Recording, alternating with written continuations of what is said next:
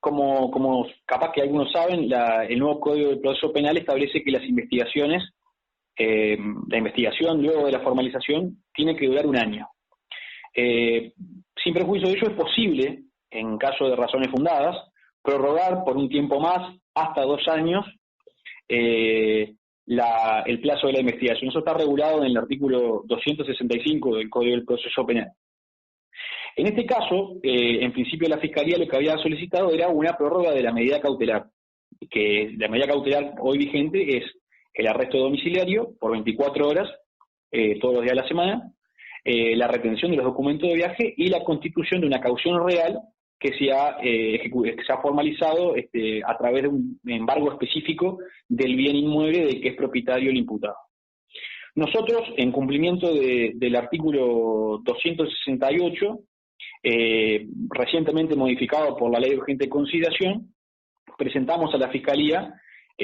cuáles serían los medios de prueba de los que nos bastaríamos en la instancia de juicio oral y público. Eso es un requisito que tenemos que cumplir tanto la Fiscalía como la defensa, es decir, poner las cartas a la vista, decir cuáles son los medios de prueba con los que vamos a contar, y además de poner en conocimiento, tener la posibilidad de control. Nosotros eso lo presentamos la semana pasada, y bueno, la Fiscalía naturalmente tiene el derecho a controlar justamente esa prueba testimonial que nosotros pensamos aportar al juicio, así como otra prueba documental, y para eso se dispuso que la investigación se amplíe por 45 días. Yo lo que quiero dejar en claro es que esa ampliación se dio justamente para que la Fiscalía tuviera la posibilidad de controlar esas evidencias que aportamos nosotros. No se trata de un plazo que la Fiscalía solicitó para seguir con la investigación y para la Fiscalía llevar adelante diligencias de investigación para obtener medios de prueba. Y naturalmente, como la investigación todavía no ha terminado, a pesar de que nosotros estamos en desacuerdo porque entendemos que no hay riesgo de fuga, que no hay riesgo de entorpecimiento de la investigación, es decir, que no se dan los supuestos como para poder sustentar todavía que haya una medida cautelar vigente. Bueno, de todas maneras, el juez de garantías que está actuando en el caso dispuso que estas medidas cautelares que yo le denunciaba recién continuaran su vigencia por el plazo de 45 días, que es en definitiva el plazo por el que se prorrogó la investigación. ¿Qué va a pasar después de estos 45 días? Bueno, después de estos 45 días es esperable que la Fiscalía formalice concretamente su acusación por el delito que entienda que tiene que tipificarse en el caso, que será naturalmente el homicidio especialmente agravado. Dependerá de cuál es su teoría del caso, cuáles son las razones que le llevan a imputar este tipo penal, dependerá en definitiva cuál será el agravante que elija, y también solicitará la pena que entienda pertinente. Luego de esa acusación, la defensa en el plazo de 30 días corridos tiene que contestar la acusación, proponiendo los medios de prueba que entienda pertinentes y también las razones por las cuales entendemos que la Fiscalía no tiene un caso concreto, que nosotros entendemos que están equivocados, y posteriormente a estos dos actos, a la acusación fiscal y a la contestación de acusación, se da una instancia que es se llama la etapa intermedia, en donde se da la audiencia de control de acusación, en donde se va a discutir la pertinencia o no de los medios probatorios aportados por cada una de las partes. Luego de eso, el juez de garantías, que actúa hasta ese momento, no actúa más en el caso y declina competencia para el juez de juicio, que será en definitiva el que escuchará los alegatos de apertura de cada parte, el diligenciamiento de la prueba testimonial, documental, pericial que cada una de las partes va a proponer, y luego los alegatos de apertura con la conclusión de una sentencia que podrá ser de condena o de absolución. Sin perjuicio de ello que también las partes, en función del resultado del proceso, pueden apelar, esas sentencias son recurribles, para que el caso sea reconsiderado por un tribunal de apelaciones en lo penal, con sede acá en Montevideo, y incluso una tercera etapa que puede ser el recurso de casación ante la Suprema Corte de Justicia. ¿Y con el imputado qué pasó durante todo ese tiempo después de los 45 días? Bueno, es posible que durante el transcurso del proceso tengamos que seguir discutiendo la pertinencia o no de la vigencia de las medidas cautelares. Puede suceder que la Fiscalía, por que solicite la continuación de la vigencia de las medidas cautelares,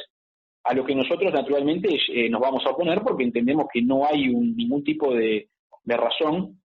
de riesgo procesal concreto. Supongamos que finalmente se declara inocente. ¿Qué pasa con esta persona que ha estado presa, privada de la libertad, ha estado en arresto domiciliario? Bueno, hay una ley, yo ahora no estoy recordando el número concreto, si no me equivoco, la 15.800, bueno, no recuerdo ahora bien el número,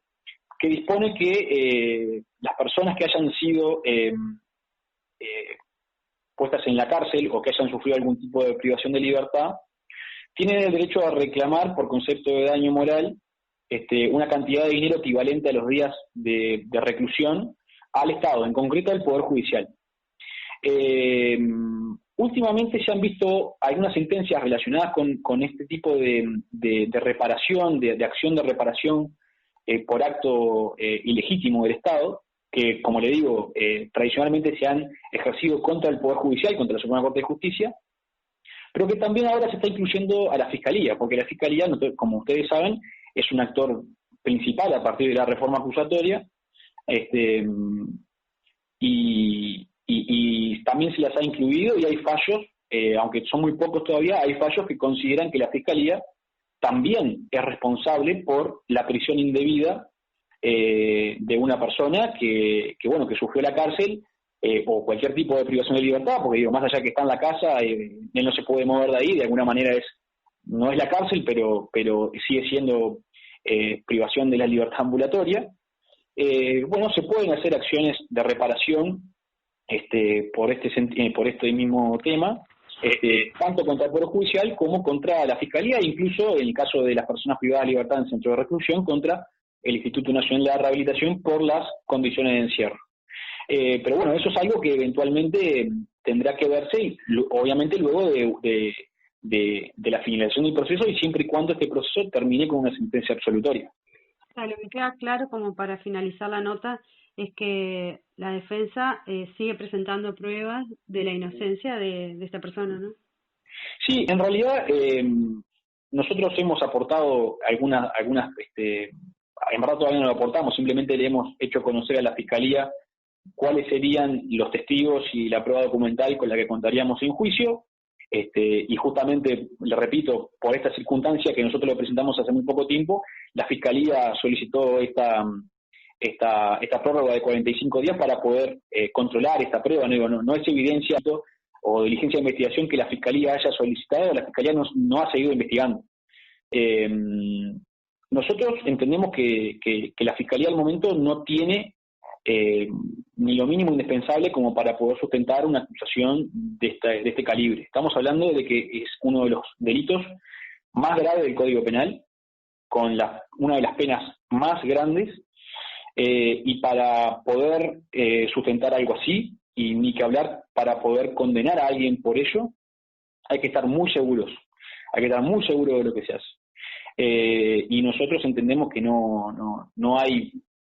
elementos al momento, eso lo veremos obviamente en el decorrer del juicio, pero entendemos que no hay elementos como para sustentar algo tan grande como una acusación o incluso una condena por homicidio especialmente agravado.